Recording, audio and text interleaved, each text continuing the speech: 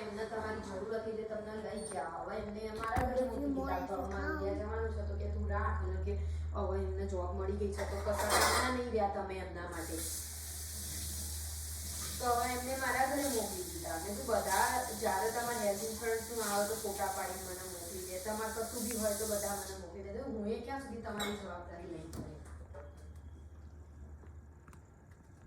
અને પછી મેં કીધું તો તમારે પછી આવી રીતે બધા તમારું એડવાન્ટેજ લેતા હોય, બધાના ઘરે તમે જાઓ, નાસ્તા બની આવો, કામ કરી આવો, પણ કોઈ તમારું કશું કામ ના કરે. હું તો મારા ઘરે તો તમે કશું જ નહીં કરતા.